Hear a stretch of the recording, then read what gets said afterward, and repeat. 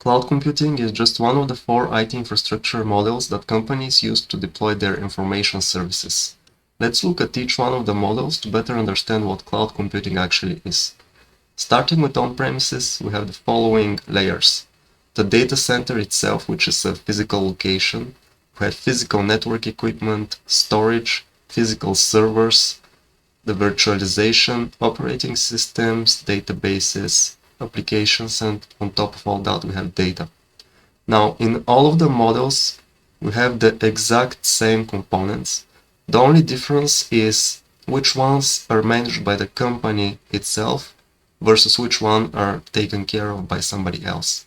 You may have already heard the expression, there's no such thing as the cloud, it's just somebody else's computer. Well, at a very high level, that's true, but let's see how it compares to the other 2 models where we don't actually own the entire stack of technology. In the case of colocation, this is where we own the entire stack except the data center or the physical facility itself.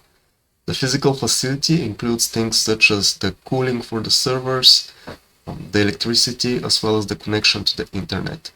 We are sharing this facility with other companies that come and install their own servers, hard drives, network equipment, etc. Moving one level further, we look at hosting. Hosting is where we don't own any of the hardware.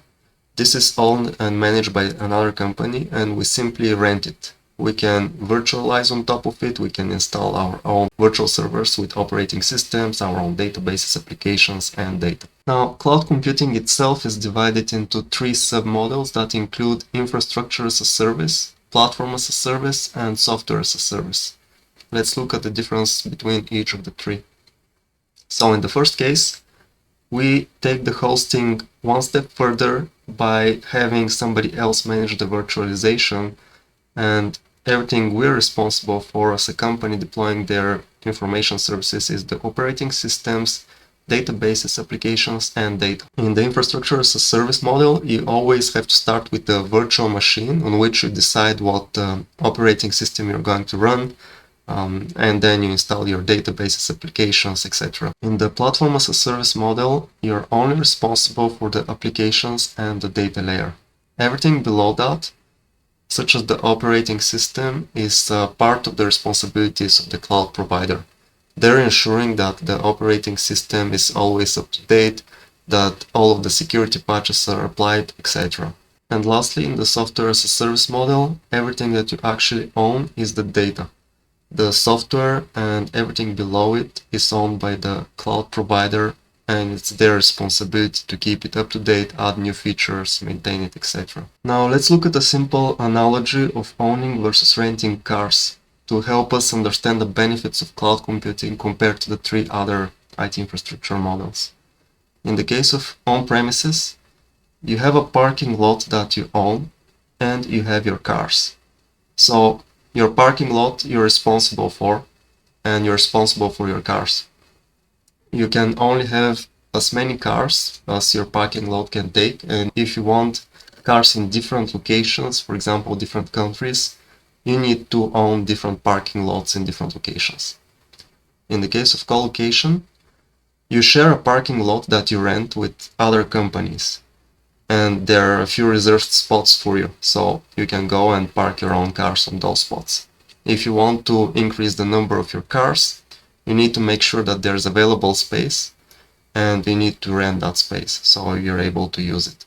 Same as the previous example, if you want to have cars in multiple regions or multiple locations, you need to rent parking lots in different locations and own cars in those different locations. With the hosting model, imagine that you have access to a global fleet of rental vehicles that you can rent anywhere in the world you want, and you can rent as many as you need. What's particular about this is that you rent for a fixed term, which can be months or years, and you have to bring your own equipment and install it.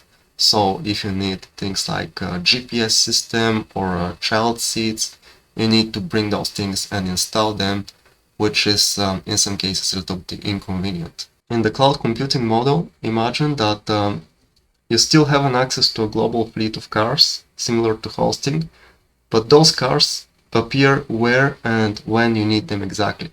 So you don't need to a specific location to pick them up and keep them for a fixed period of time, and they simply disappear when no longer in use. So you stop paying for them. One of the key benefits of this model is that you only pay for the time used, and in some cases it's up to the second.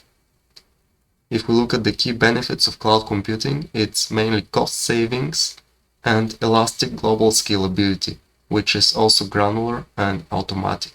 Elastic scalability means that capacity can increase and decrease automatically, helping you to save cost when you don't need that capacity. So imagine that at a certain point in the day you need 2 cars, but in the rest of the day you only need one.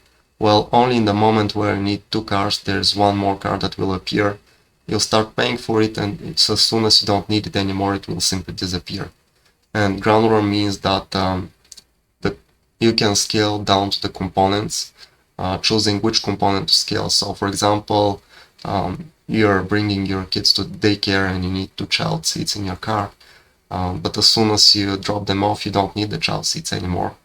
They disappear. So that's granular scaling, and you stop paying for them. So I hope this analogy helps you understand the key benefits of cloud computing and why it has become so wildly successful and popular in recent years, and why virtually every company on the planet is either cloud first or migrating to the cloud. If you enjoyed watching this video, don't forget to like and subscribe so you can see more of this type of videos in the future.